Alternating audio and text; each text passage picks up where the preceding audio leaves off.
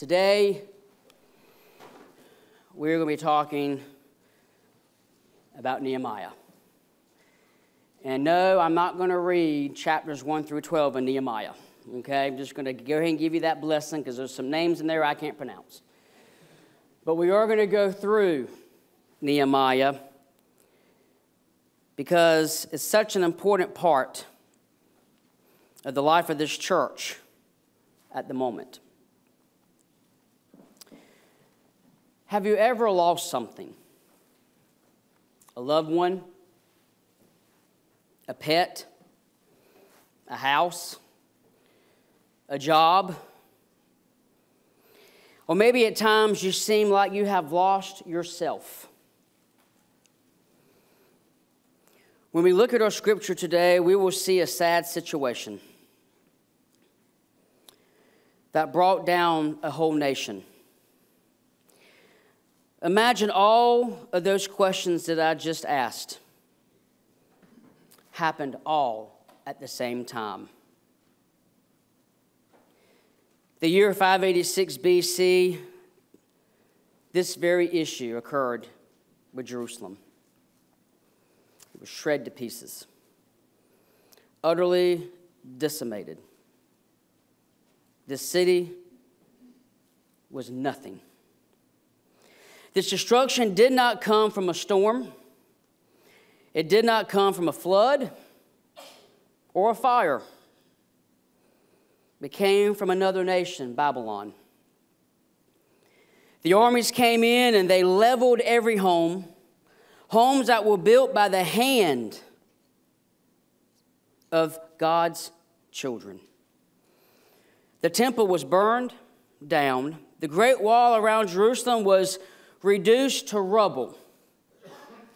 Not a single structure was in place. The Israelites experienced death of family, death of friends, and those that lived were deported to be slaves. 7 decades went by with God's people being nothing but slaves to whoever conquered. But then the Persian Empire took over Babylon. Now you're asking, and the people are probably asking, where is God in this? You see, God was already present. Sometimes we must deal with their actions. You see, the Israelites, they were falling short to the glory of God, and that's why they were punished. They allowed God not to intervene in their lives, and they thought they could do it on their own. But even with bad choices, God will always deliver. He will make a way. God's plan is perfect. And we see this in Scripture. Jeremiah 25:13-14. But when the 70 years are fulfilled, I will punish the king of Babylon and his nation, the land of Babylonians for their guilt, declares the Lord, and will make it desolate forever. I will bring upon the land all the things I have spoken against it, all that are written in the book and prophesied by Jeremiah against all the nations. They themselves will be enslaved by many nations and great kings. I will repay them according to their deeds and the work of their hands. You see, several kings have been in and out of Jerusalem. But God's plan was for the king to come that could call out his name and seek leadership. And that king, as we can see from Scripture, was King Cyrus. King Cyrus issued a proclamation in 2 Chronicles 36:22-23. In the first year of Cyrus, king of Persia, to fulfill the word of the Lord spoken by Jeremiah, the Lord moved the heart of King Cyrus of Persia to make a proclamation throughout the realm and also to put in writing, this is what King Cyrus says. The Lord, the God of heaven, has given me all the kingdoms of the earth. And he has appointed me to build a temple for him at Jerusalem in Judea. Any of his people among you may go up and may the Lord their God be with them. Over the next 100 years, 3 people came to fulfill this task, a dream that their beloved city would be rebuilt.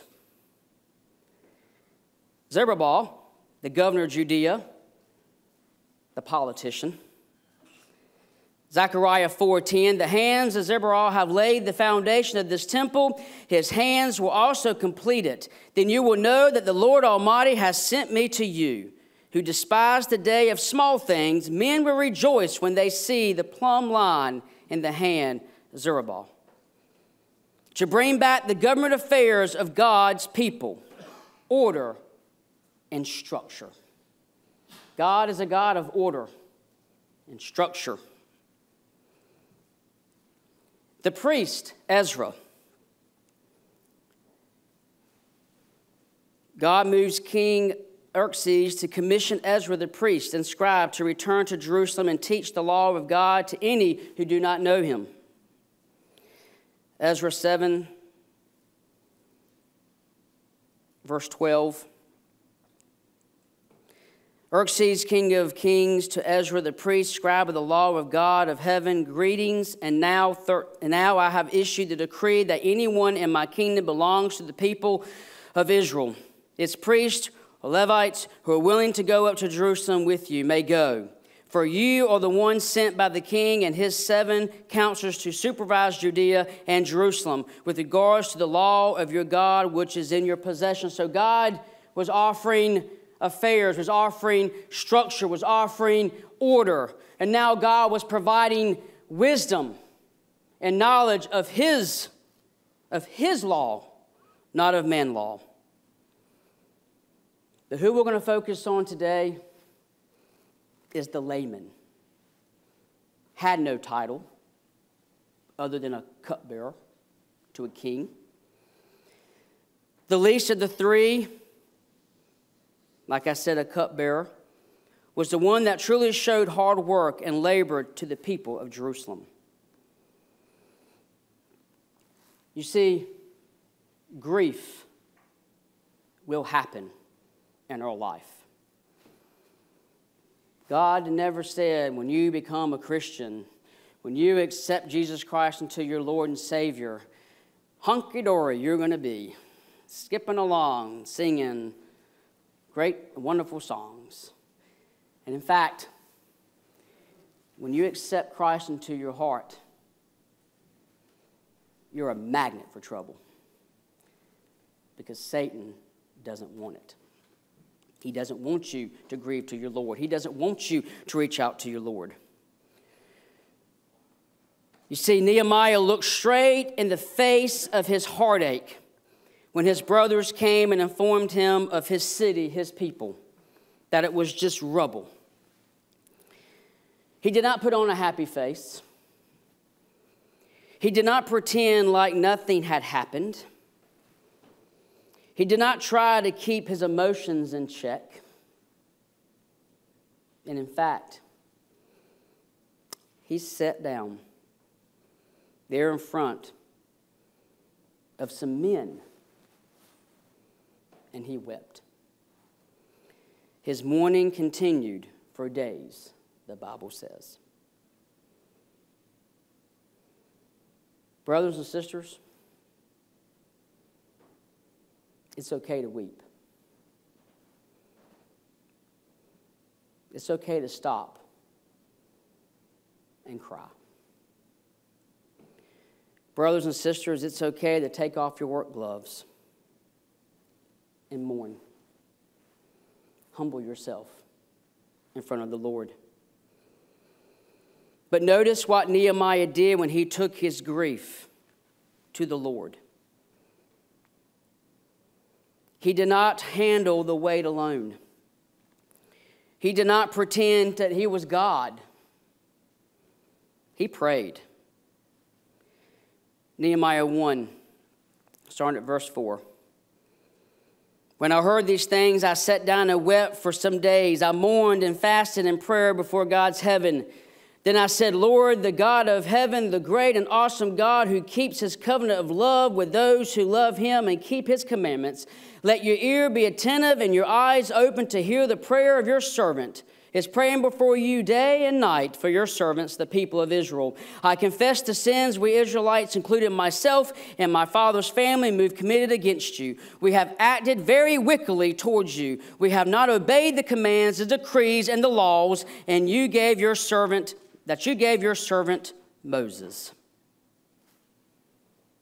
He admitted his fault. He admitted his sin.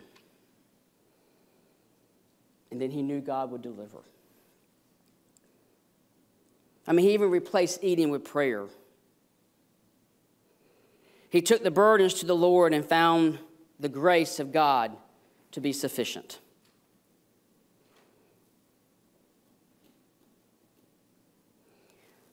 What does that old hymn tell us? If you know it, you can join in because I'm not a singer. Oh, what peace we often forfeit. Oh, what needless pain we bear. All because we do not carry everything to God in prayer. He's waiting to hear from you. He's waiting to hear your grief. He's ready to rescue you from the pains of this earth. When it comes to Nehemiah, we look at forge your plans for God. You have one or two choices when trials and tribulations come. You can throw in the towel, or you can roll up your sleeves and rebuild. Nehemiah chose to build, to rescue his beloved city. In chapter 2 of Nehemiah, it tells us that he asked his king to leave his post and to go to his home. Nehemiah 2, 4-5, for the king said to me, what is it you want?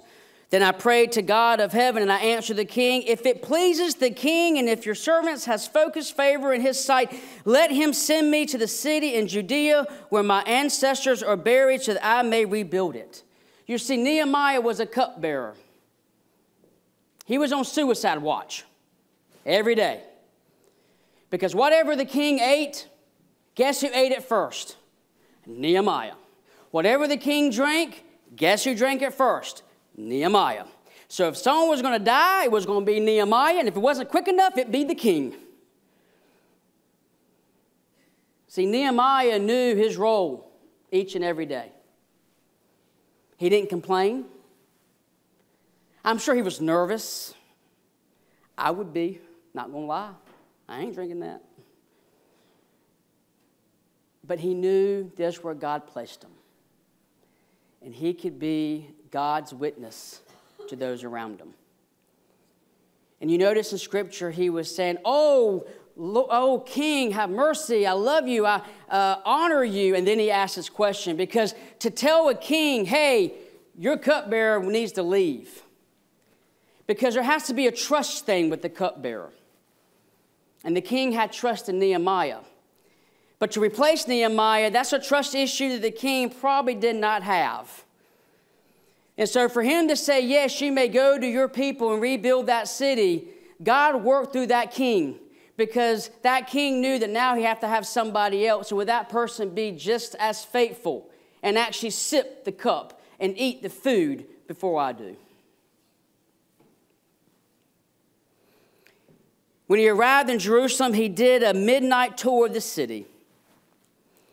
He thoroughly surveyed the conditions, assembling the necessary information to formulate a plan. Nehemiah chapter 2, verse 17 and 18 tells us that the next day he assembled the leaders and cast his vision for rebuilding the walls, and the vision caught on. Nehemiah 2, verses 18 records Nehemiah's personal journal. I told them how the gracious hand of my God had been on me, and what the king has said to me. They said, let's start rebuilding. And they were encouraged to do this good work. Chapter 3 tells us details of the plan of action formulated by Nehemiah.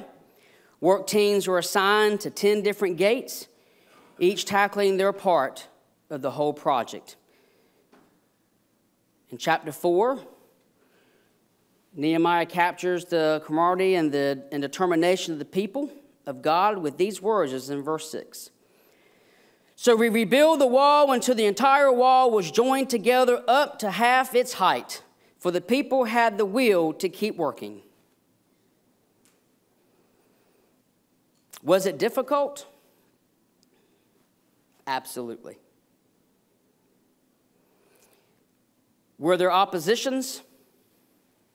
Absolutely. Did everybody really get on the act? No, they did not. Just like in every period, there were workers and there were complainers. But the bottom line is that they kept their eye on the goal, restoring what had been ruined for the glory of God. Nehemiah even lectured his own people who were charging interest on paybacks because the building the wall took so much from the people that they couldn't even pay their taxes because they built the wall before they built their homes. And they could not pay back. They could not work. Their work was the wall. And Nehemiah 5:12 says, "We will give it back," they said, "and we will not demand anything from them. We will do as you say." Nehemiah knew that every moment had to be captured in the moment of God. They were sacrificing their life. And the people that wanted their money were the complainers. And Nehemiah fixed it. Brothers and sisters, everyone must work together and unite for the sake of God's church.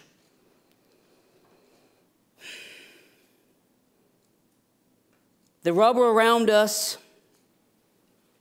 here at Arthur is no less discouraging, and finding ways to help it sometimes is difficult, and it's always exhausting.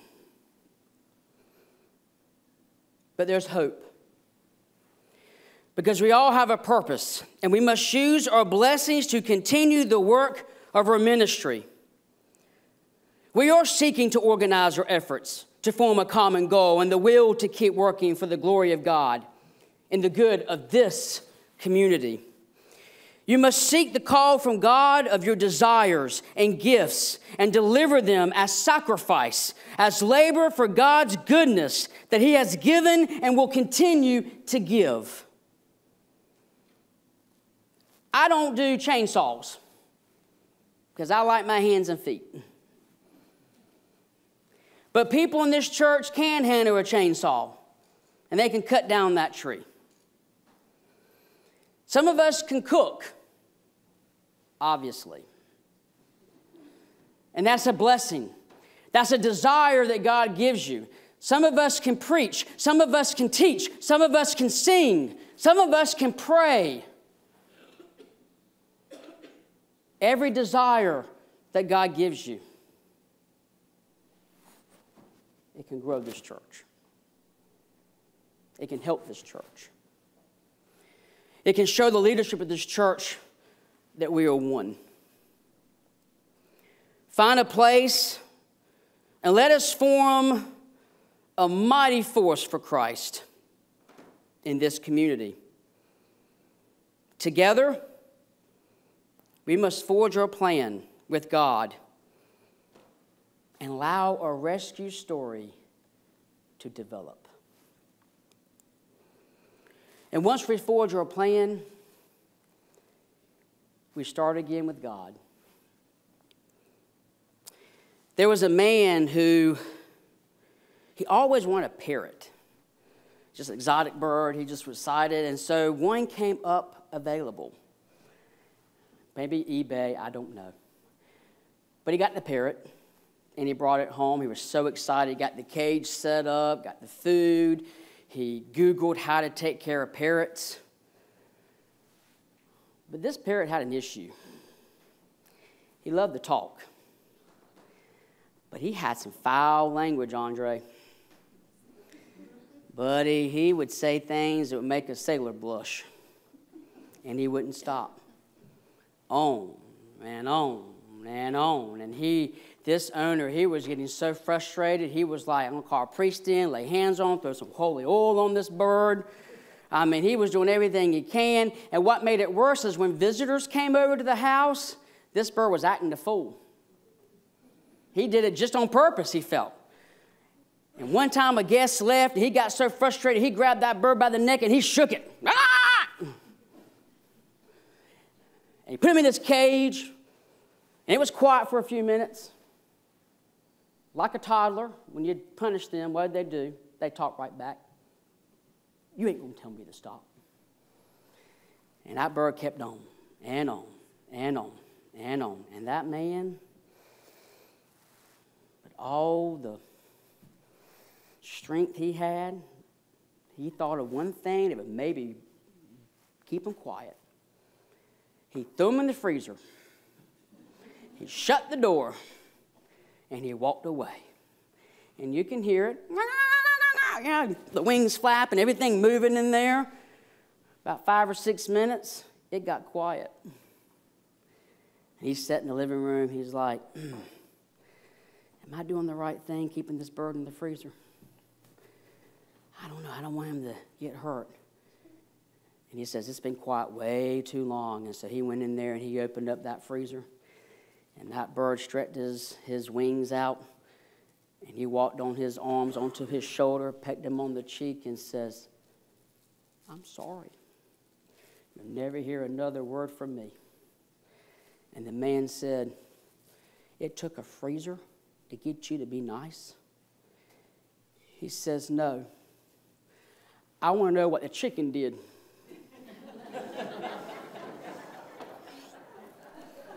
You see, we see the forgiveness of our Lord. We see the passion of our Lord. The people of Jerusalem were not perfect. They broke some laws. But they knew that they had to be better. Nehemiah 7:9 talks about how people came back from exile, and through Ezra, the priest, repented and confessed their sins before the Lord. They were coming back and they were going to the priest and they were saying, forgive me. I messed up. I had some foul language. I did not deliver from my God.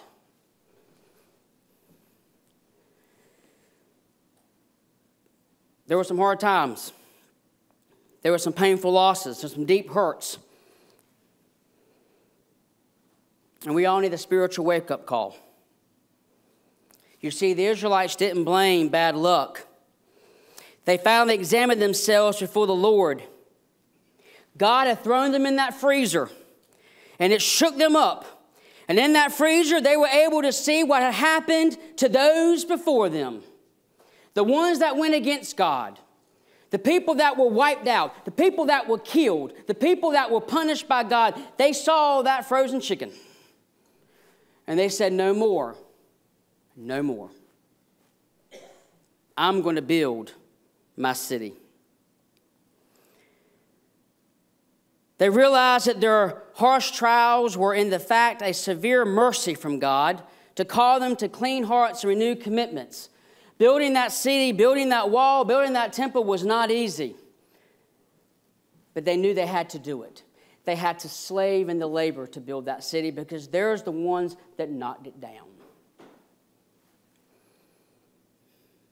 Oh, it was tough. Each family took a part of that wall and they built it. And we're not talking like 15 families. I mean, this is Jerusalem, okay? We're talking about hundreds and thousands of people. And they took their house and looked out of their house and said, this is the back of Jerusalem. I'm building my section. Because my section is going to match Terry's family's section. And Terry's section is going to match Al's family's section. And Al's family is going to match Benny. And Benny's family is going to match Joe's. And Joe's family is going to match John's. And John's family is going to match Keith's. And on, and on, and on. And they built the city in 52 days. Because they knew that if everybody's not on board, it ain't going to happen. If nobody has the plan in place, it ain't going to happen. God allowed those bricks to come together just perfectly. When we look at this, we look at promise number 1. You see, Nehemiah had 4 promises. In chapter 10, it talks about 4 promises. And these promises can be the promises of Arthur Christian Church, can be the promises still today. God's word 2,000 years ago, 4,000 years ago, is the same word today. Amen? And if it worked then, will it work now? I didn't hear you. Making sure you're on top. Okay. Chapter 10, 28, verse 29. The rest of the people, priests, Levites, gatekeepers, musicians, temple servants, and all who separated themselves from the neighboring people from the sake of the law of the God, together with their wives and all their sons and daughters who were able to understand, all these now join with their fellow Israelites, the nobles, to bind themselves with curse and an oath to follow the law given through Moses and the servants of God, and to obey carefully all the commands, regulations, and decrees of the Lord, our Lord. Do you see how serious they are? They asked for a curse if they broke the law. They entered a sworn oath to follow the law of God. This was a vow, a solemn promise before God. They were actually serious in their desires to devote themselves to everything that is spelled out in what they had God's word through the prophets at that time.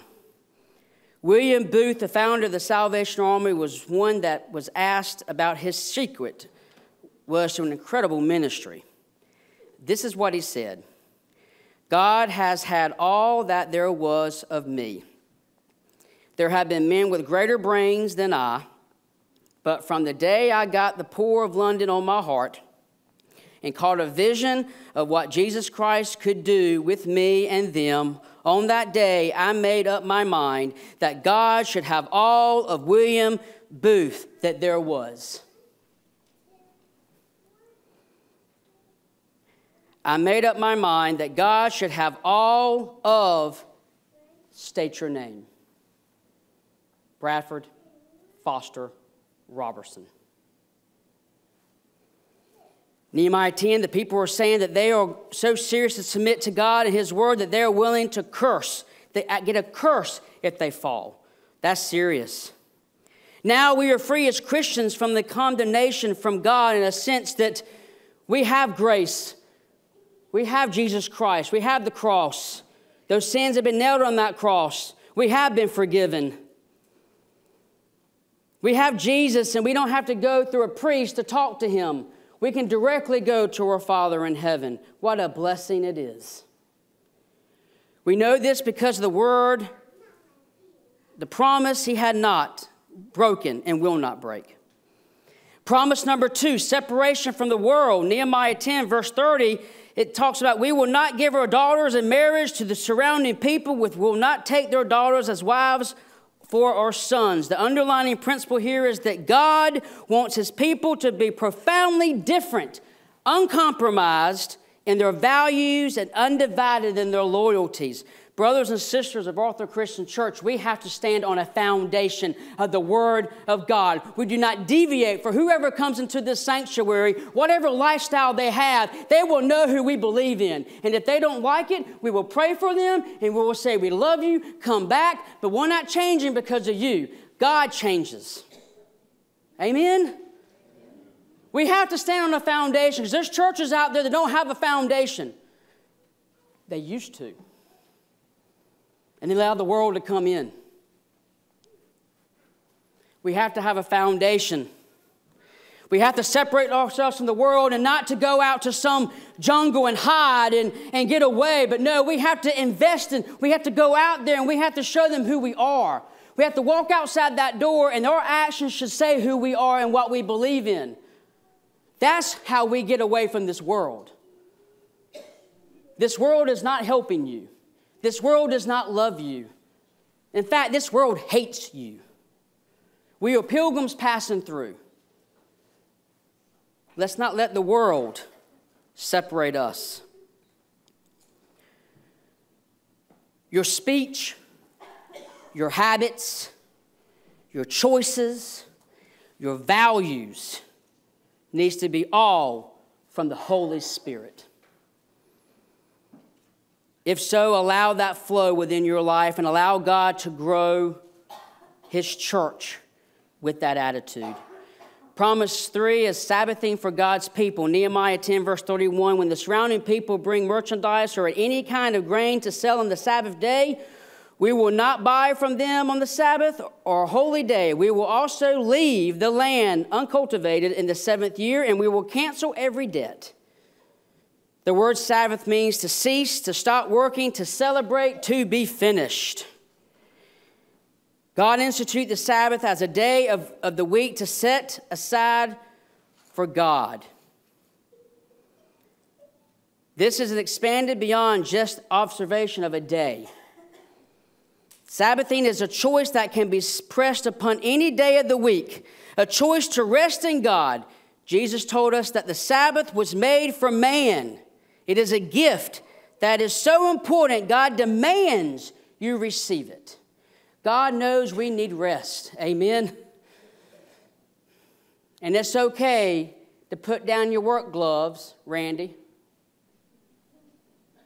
I'm not saying he doesn't do it. I just know he's very talented. And fall on your knees and pray to God. Because if you got to work 7 days for a paycheck, you're not doing a good job. Chick-fil-A, closed on Sundays. Raise your hand if you feel like Chick-fil-A on Sunday. Every Sunday, I want some Chick-fil-A. On Monday through Saturday, I don't feel like Chick-fil-A. But on Sunday, I want some Chick-fil-A, right? But they're closed. If they can't succeed in 6 days, then they don't need to succeed at all. Mark 2:27. Then he said to them, the Sabbath was made for man, not man for the Sabbath. What makes it valuable? It just lets us rest and lets us juvenate. Have you ever left your prayer closet? Have you ever left worship service and you just feel energized? That's because the Holy Spirit's working in you. Have you ever had a good night's sleep? Now, most of the Pirate Nation did not sleep last night because that game didn't end at 2 a.m.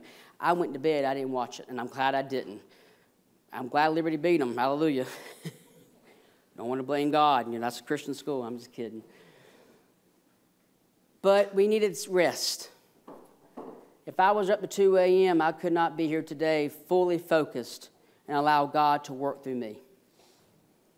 Galatians 6:9, let us not become weary in doing good, for the proper time as we will reap a harvest if we do not give up. We will harvest here at Altar Christian Church. Jesus says, I will trim the vines, and I will place them in the fire so they will never grow again. We're being trimmed, and it hurts. It hurts. You ever cut a rose bush? It looks ugly. You ever cut a great Merkel, whatever it is? You cut, and it just looks horrible. You're like, I just killed a tree. I probably did if I did it. But then as you notice it, what happens?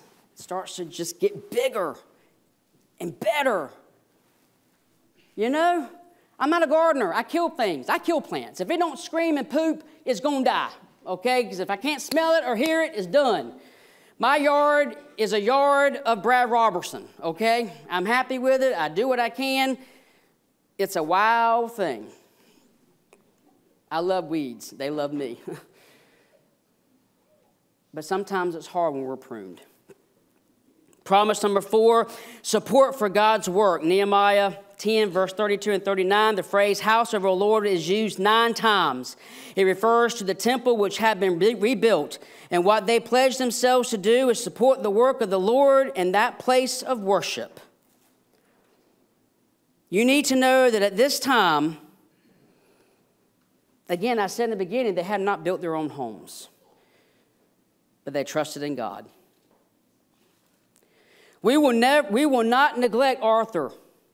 We will stay firm to the foundation of the Lord, and we will prosper, and we will succeed. But we must fight. We must work. We must follow the will of God and build this church back by the hands of each of our families. Amen? We need you. Submission to God's word, separation from God's world, Sabbathing for God's people, support for God's work.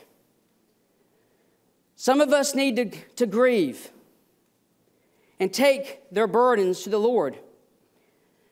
All of us can enter the plan that is being presented to Arthur. This is the time to return to the Lord, to enter the promise of God and allow Him to be the light upon our path here at Arthur and the lives outside these doors. Isaac, Robert, Amanda, come forward.